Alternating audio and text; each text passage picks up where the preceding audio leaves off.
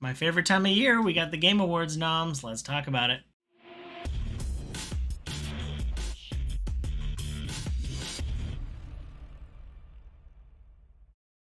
What up, viewers? What up? What up? Calc Soups here, and today is Friday, November 17th, and that means it's time for a quick recap of the week in video game news. Like I said, one of my favorite times of the year, besides being close to the holidays, I'm looking forward to all that, but is Game Awards time. So we got all the Game Awards were announced this week and all the contenders for all the different categories. It looks like the big winners for as far as nominees this year are Alan Wake 2 and Baldur's Gate 3. I would have thought that Alan Wake would not have gotten as many nominations as it did, being so recent. But it is a great game, and I am enjoying playing through it. So excited to see that. But we all know that Baldur's Gate 3 is definitely a game changer as far as the games industry this year, and it's still within the zeitgeist. I'm still getting constant updates about the game and people playing it and finding certain stuff. So just my contender for Game of the Year this year. Spider-Man 2 also got 7 nominees, so I bet Sony is pretty happy about that. And then kind of leading out the multi-category games, Hi-Fi Rush, which I forgot about, but definitely came out earlier this year. I believe it came out at end of January of this year. Mario Wonder got a bunch of nominees, also a recent release with a bunch of nominees, and Tears of the Kingdom with 5. So those are our 5 or more category. Those are all some pretty big titans for the industry this year. Mario Wonder, as I don't know if it's that game changing, life changing. Tears of the Kingdom was a great sequel to Breath of the Wild. Hi-Fi Rush, I remember having a lot of really good reviews at the time, but I'm wondering if that's still within the zeitgeist after big colossal hits like Baldur's Gate 3 and Spider-Man 2. So, let me know what you think is gonna win down below in the comments. But I think Baldur's Gate is not necessarily gonna sweep all those categories, but it's gonna win a lot of them, and maybe even voice actor. Excited to see Asterion as the one of the people who is up for best voice actor of the year at the Game Awards. So I still haven't bought my ticket yet. I'm curious if I will make it to the Game Awards this year, but looking forward to watching them either live or on stream later this year in September 7th, Thursday, September 7th. It's always on a Thursday, so looking forward to checking that out and seeing what comes, and also the announcements coming out of the Game Awards as well. So looking forward to that as well. Moving right along, we have a video game release, probably one of the last ones of the year. I know there's a couple more games coming out in early December, but Super Mario RPG coming out right before Black Friday. It's a remake, and from what I've read of the reviews, it's a faithful recreation of probably a lot of people's favorite Mario game. So I was looking up that it's 27 years since the previous one. So if you remember playing the first one, your back medicine is waiting for you. But yeah, I never actually picked up the Super Mario RPG. I've only heard really great things about it, so I probably should pick it up at some point. Now that I can play it on my Switch, I probably will. But yeah, overall, I'm looking forward to potentially checking out Super Mario RPG. I'm not really playing much right now, so I should really pick that up and see what it's all about.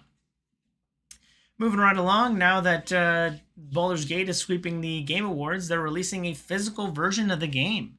I thought this was an interesting choice.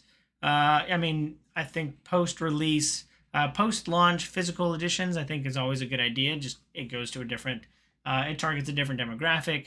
The one thing I saw in the article was just it has so many discs. I think the PlayStation version has 2 game discs. The Xbox version has 3. It comes with 2-disc soundtrack. It comes with a map and some patches, all of which I don't know that I got in my collector's edition. So I'm really curious. How come I didn't get any of this cool stuff in my collector's edition? I mean, I got an Ithalid statue, so I'm pretty satisfied with my collector's edition. But I would have liked some patches and a physical version of the soundtrack. So. Yep, a little cross with you, Larian Studios, for releasing this and making me want to buy your game another time. Netflix is adding more games to its gaming library. I know that most people probably don't play a lot of games on their Netflix, but you do have access to some. And it was announced this week, or probably coming out of Geek Week, that they'll be getting more games. Most notably, Hades. Hades is coming to Netflix. So if you have a Netflix app, I still don't even know. I think, is it part of the mobile app? I think it's part of the mobile app where you can play those games um, via the Netflix app via mobile, and you can get access to those games. There's also a couple IP related games. I think there was like a Shadow and Bones game, and another Netflix IP game that I can't quite remember. But there's a list of them. I'll have a link down below so you can check out those games. And I should probably just for like industry's sake, do whatever needs to be done to check out what it's like gaming on the Netflix app. Let me know if you've used the Netflix app for gaming down below in the comments. Happy to hear what people think of it. A really good game that came out this year did not get any nominations at the Game Awards. I've even played through it. I'm looking forward to playing through it again. Stray Gods is a great game, and I hope that it's probably in my top 5 for the year, and I hope that other people will play it. But didn't get any Game Award nominees this year, not even for like soundtrack or even VO or any of that kind of stuff. But it did get a Grammy nomination, putting a spotlight on the fact that I didn't know the Grammys had a like games section, so I'm excited to hear and fingers crossed that they win. That Stray Gods wins because it's got a banging soundtrack, and I'm looking forward to listening to that more and more myself as well. Moving right along, as a father of a 2-year-old, I know a lot about Bluey, and I think it's awesome that Xbox is putting out a exclusive. You have to enter to win for a Bluey Xbox console. So I'll have a link down below that you can check out what this small refrigerator with a Bluey skin looks like.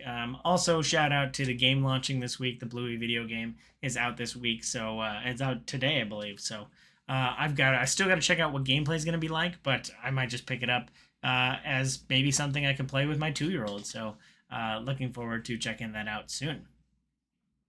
Speaking of games I need to pick back up, Remnant 2 had its first DLC launch this week.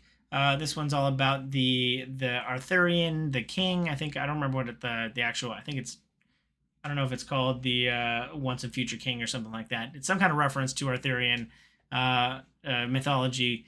But the Remnant 2 DLC is out. And if you need to check out how to get access to it, or what it takes to get access to it, or where it's going to be, it looks like it's in its own section of the game. So if you just want to jump to that and play through that exclusively, you can do that. Or if you want to re-roll your world and all that kind of stuff. So I'll have a link down below that you can check out what that's all about. I've already heard about the new class and what that's all about. So I'm looking forward to hopping in and playing that. Hopping in to play more Remnant 2 with my friends. It's a good excuse to pick it back up again. So looking forward to that. Saw a pretty cool trailer for a stop motion Pokemon show coming to Netflix called Pokemon Concierge, and it's just a really cool trailer that you should probably check out. It's just all about this woman who's working as a concierge on a tropical island with Pokemon, and it just looks like some hijinks ensue and looks like a fun show to watch. So I'm looking forward to checking out Pokemon Concierge sometime soon. And as someone with some friends in the stop motion industry, it was just kind of cool to see. That's a vehicle for Pokemon that we haven't seen before. So excited to see. Actually, when I first heard about Pokemon Concierge, I thought it was another one of those like weird apps that you can get that are all Pokemon themed, like Pokemon Sleep. Still don't know what that's all about. But that's what I first thought of. But now that I know it's a show, I might actually be able to check that out. Maybe something to watch with the wife. One of my favorite like non-gamers entering the gaming sector shows is Clueless Gamer by Conan O'Brien, and they recently rebooted with one of the latest games. They played Starfield, which was an interesting thing to see, kind of Conan blunder his way around Starfield. So it was kind of fun to see, and there's a little bit of jank in there, as to be expected with Starfield and the Bethesda engine and all that kind of stuff. So yeah, I always like watching those, and so I'll have a link down below for you to check that out as well. Last but not least, this week, a TikTok influencer made a series of TikToks about kind of like a surreal horror experience that was very reminiscent of like an FMV horror game from the early 90s, where it's just kind of like very cut, I don't know, like very stop and go kind of animation style.